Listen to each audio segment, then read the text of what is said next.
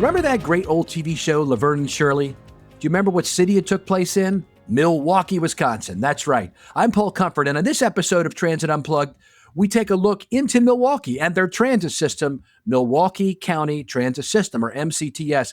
And we talked to my buddy, who's the brand new president and CEO, Steve Fuentes.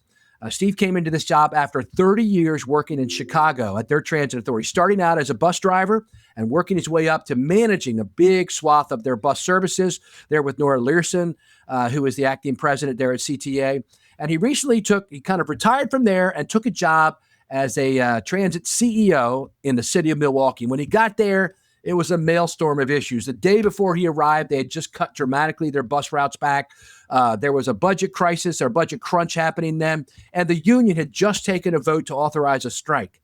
Wow, what do you do when you come into a situation like that? Well, Steve unpacks how he addressed that. Plus, we take a look at his personal life and the sports teams he likes, the books he's read, and advice for people who want to take that same jump from working in a transit agency to potentially applying for and getting the top job at another transit agency. We open it all today on this episode of Transit Unplugged with Steve Fuentes. Steve Fuentes, great to have you with us on the show, my friend. Hey, Paul, great to be with you. Yep. Steve and I were recently together in Boston for the Think Transit Executive Summit. What'd you think of that? I had a great time, made a lot of good connections there, and I enjoyed the panel on crime, safety, fare evasion. I think it went well. Yeah, I did too. I thought it went great. And we were there with your, I guess your former, was she your boss, Nora at some point when she's at CTA? Yeah, she is acting president at Chicago Transit Authority. She was the acting president when I departed there last summer. So yeah, I've known Nora for quite a few years. Actually, an interesting story. When she first got hired at CTA as an intern in safety department, I gave her a tour of one of the bus garages, and 10 years later, she becomes the president of the company. That's great, man. That reminds me of, I don't know if there was a guy that wrote a book called Underrunning Laughter, and his name was Dean Jones. He was one of the actors in the Walt Disney, Herbie the Love Bug and all that. And when I was a kid, like 12 years old, my dad interviewed him on a local radio station for some reason. I don't remember why. But I remember he spent a lot of time with me, because I just watched Herbie the Love Bug, and I told him when we were done talking, because he spent a lot of time paying attention to me. I said, gee whiz, thanks for spending so much time with me. He said, well, Paul, I've learned you got to be nice to people on the way up the ladder because you might meet them again on the way down. You never know who you're talking to. That's right. Yeah. I didn't know 10 years ago that she'd be doing some great things as acting president at CTA. Yeah, I love her. I think she's awesome. And the work she's already doing there to solidify and improve things there is just great. So you spent 30 years there at Chicago Transit Authority, right?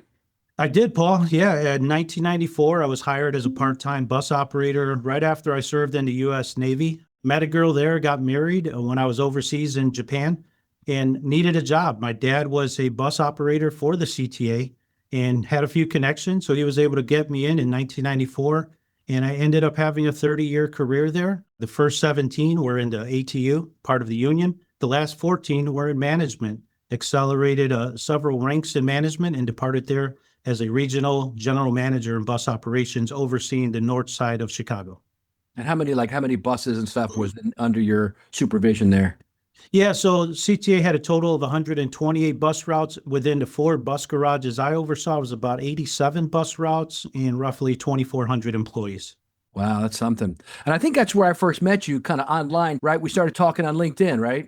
Yeah, I was telling you in Boston, our first connection was in 2019. I was in a leadership program at CTA, and I was tasked with the topic of succession planning. So I looked up succession planning, and your name popped up for an article you wrote, The 3 C's of Leadership. So I read that, studied that, and I reached out to you, and you were gracious enough to call me one day. You had some time at an airport, and we did a quick phone interview. That was in 2019. Wow, man. That's fun. I love that. Well, so now you've gone through that career, and then what happened? This job came open in Milwaukee, and were you ready to retire, or had you already retired, or what was the transaction there? Yeah, so I had reached eligibility a couple of years prior to actually departing. And really where my career changed was in April of 2024. I was part of the Eno Transportation Senior Executive course. Oh, they're great. Part of the Eno Center for Transportation, right? Great program.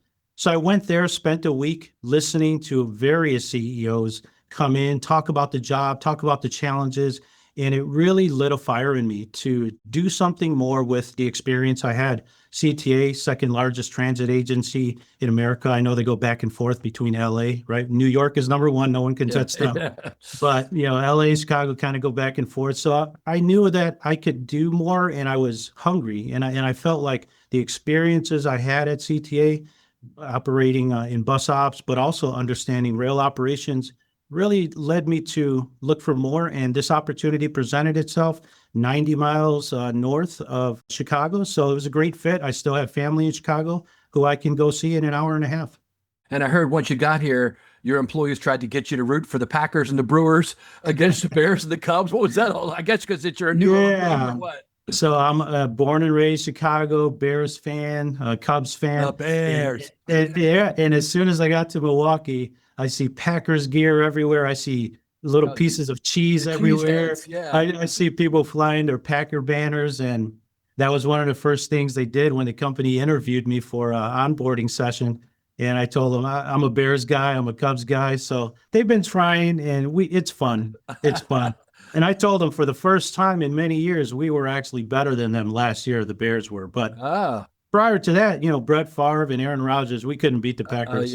So finally, we were able to kind of go head to head with them. That's something, yeah. I have a good friend, Jeff Czar, who used to work with us. He's a cheesehead through and through, man, from Milwaukee. He's moved now, but he remains true to his home team. Well, that's great. So let's talk about the transition. When did you come on board there at Milwaukee County Transit System, MCTS?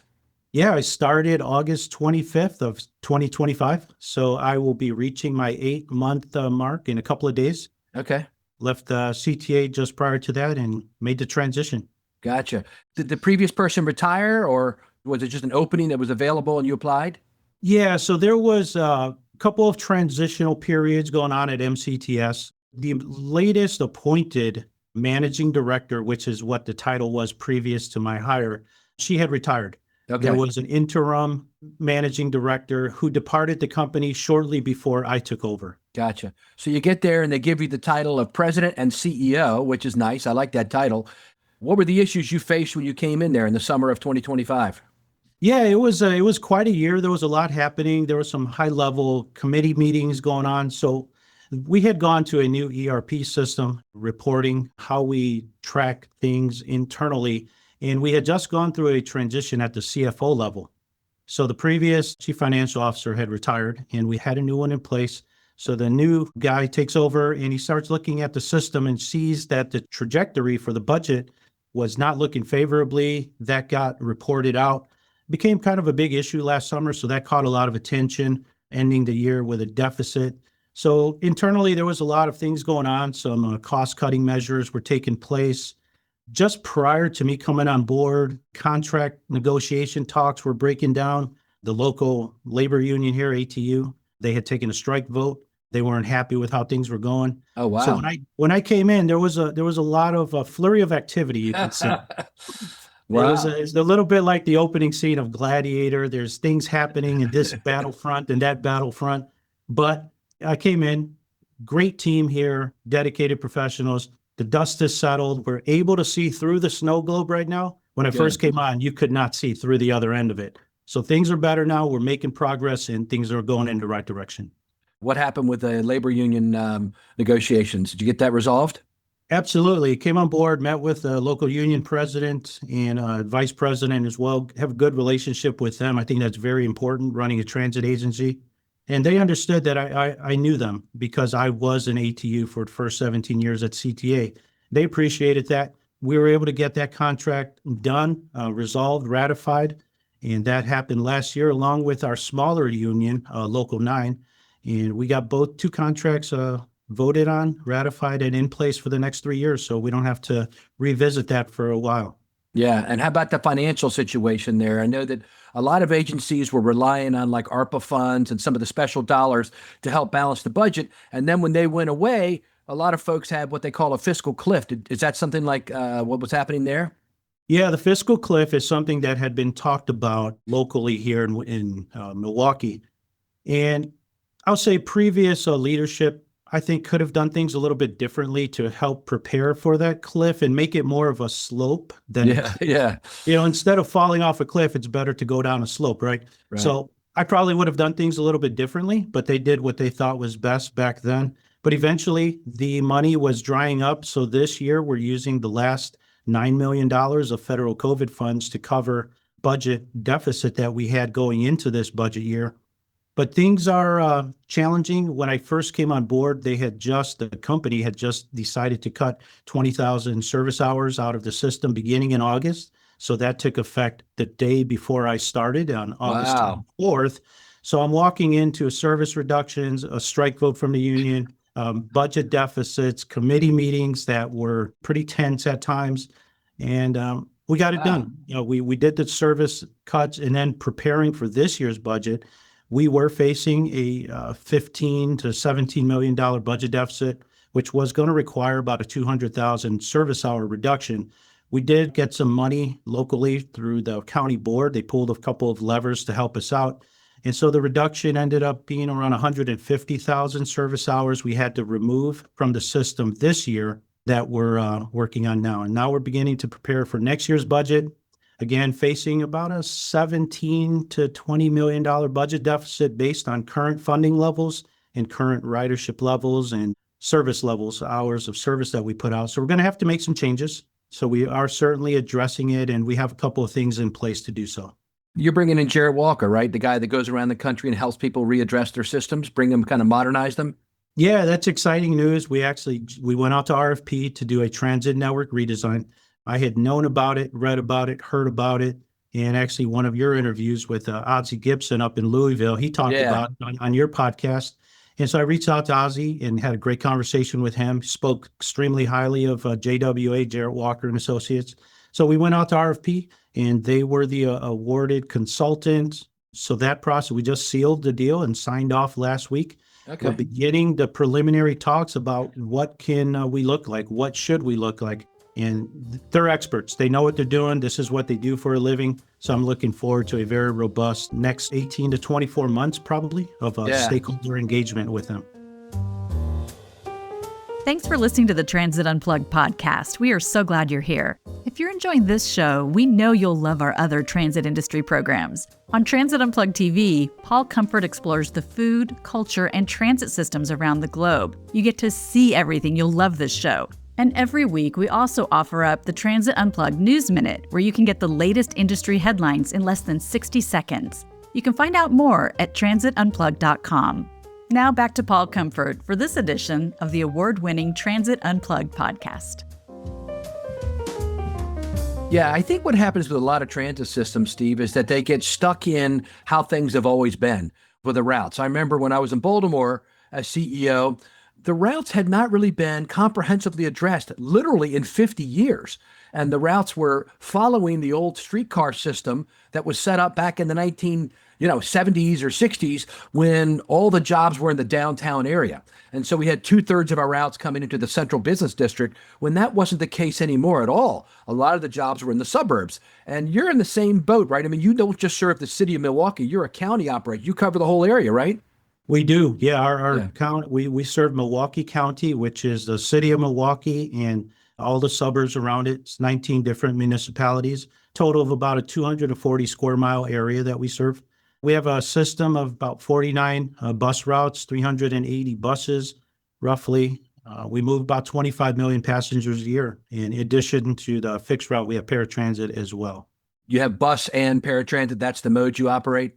Yes, it is. No rail? No rail. Yeah. No rail. Yeah, so taking a look every now and then is a good thing, right? You want to make sure you're serving what the passengers' needs are today and tomorrow, not yesterday.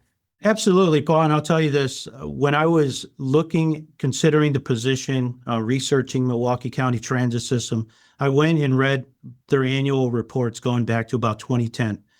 One thing that I noticed is the bus service hours that MCTS was putting out from around 2010 through last year. It was right around 1.3 million bus service hours. However, in 2010, the ridership was 45 million.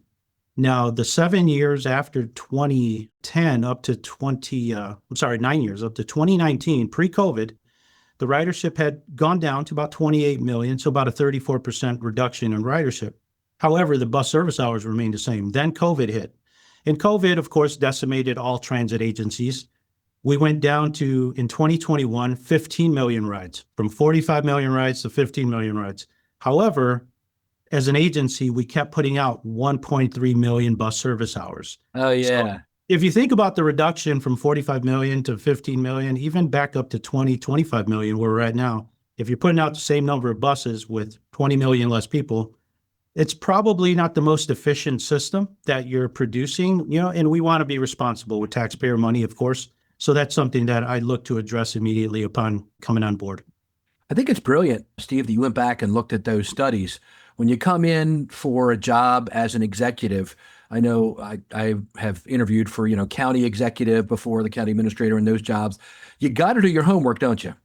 You absolutely have to prepare. Annual reports are a great way to do so. And nowadays, there's no reason to be unprepared. With AI and Google and annual reports on their own websites, just looking at local media coverage, you can learn a lot about an agency without ever being in that area or ever working for that agency. Yeah, and there's a lot of CEO jobs on the horizon that I see. We just had some turnover, high-profile turnover in the industry, or it's coming in places like Dallas and Denver. And there's other systems that have recently become open in Connecticut. In Delaware, John Sisson is retiring at the end of this summer. He and I were just talking yesterday. One of the coolest systems in the country, I think, because they do border to border for the whole state, paratransit. So, let's just ask you just did this move from working in management of one system to become a CEO of another. Do you have any other tips or hints if people are wanting to apply for a CEO job at a transit system? Yeah, definitely. I would say take advantage of all of the training opportunities that you can, whether it's through ENO TSC, Leadership APTA. Several of my colleagues at CTA were part of the most recent Leadership APTA classes. Learn, read books, listen to your podcast because you interview some of the top CEOs around the world, not just in the US. I have learned a ton just listening and being an avid Transit Unplugged listener. Do that. And pull those annual reports wherever you think you may want to be interested in applying for. Prepare ahead of time. Go in there prepared and just let your best shine. Take advantage of every opportunity that comes your way. That's awesome. All right, I'm going to go into a lightning round with you, if you don't mind, and just ask you to address some of the key things that are happening in your transit system and what's going on there. You've already addressed the budget. What about safety? Don't you have, you're looking at expanding your internal public safety approach? Absolutely. Our public safety officer department, it started, the discussions in 2023 were beginning to take place about how can we be a safer organization? How can we get more from our safety department? So in 2024, MCTS rolled out the PSO program, the Public Safety Officer Department. Started with 3 employees, and today we have 27. So we've grown that. They're very effective at what they do. They look like law enforcement officials, but they're not. But they have black uniforms, bulletproof vests, handcuffs, and mace. They don't have arrest capabilities, but they can detain you. So their job is more a deterrent instead of kind of mitigation, prevention. They go out there, they visit kind of our areas of concern that when we look at the data, where's crime happening, where's fare evasion happening. And the heat maps. We deploy them strategically, right? Strategic engagement, and very effective. There's 3 shifts every day. And they gather at 6 a.m., 2 p.m., and then again at 10 p.m. or 8 p.m. at night. And they do roll call, and they have their job. They have their assignments for the day. They go out in teams of 2 in one of our vehicles, and they've had a lot of effect. And we have seen crime come down on our system, which is a great thing. That is good. All right, next question. MCTS has just introduced contactless payments this past month. That's a strong kind of what's new for customers thing. Tell us about that. Yeah, this is something that's been in the works for a while, and we're so happy to see it roll out, and it's working well. Open loop payment. So now Milwaukee is a good tourist area, especially in the summertime. We have the largest music festival in the U.S., Summerfest. It's over 3 weekends, attracts more people than any other music fest in the U.S. Wow. So we have a lot of visitors. A lot of visitors who come here may not have the local option to pay, which is UMO or the Wisco card. That's more if you're a local person who rides a lot. But if you're visiting Milwaukee, you fly in for a music fest or a food fest or anything else, what do you want to do? What do we all do? We tap and pay. We hit Google Pay, Apple Pay, and we tap. Right. So now our visitors, our riders have that option to tap and pay. That's awesome. What about off-board fare collection? Have you tried to do that some? Yeah, so we do that on our Connect One, which is our BRT or bus rapid transit line. There are some challenges there because, it's a trust system. You trust that people pay, and that speeds up boarding.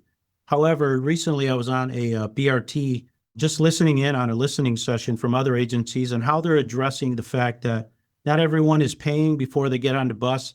Sometimes you feel like there's not a lot you can do other than trust.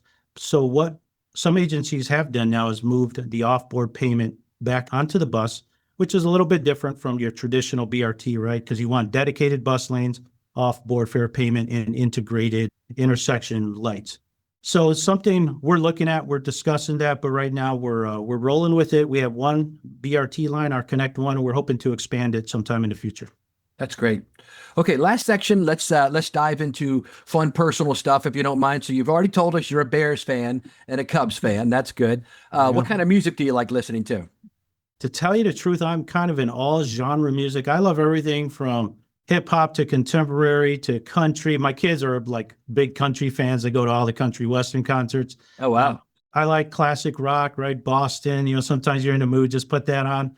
Every once in a while, throw on some classical music just to unwind and relax a little bit. But yeah, I kind of like it all. That's good.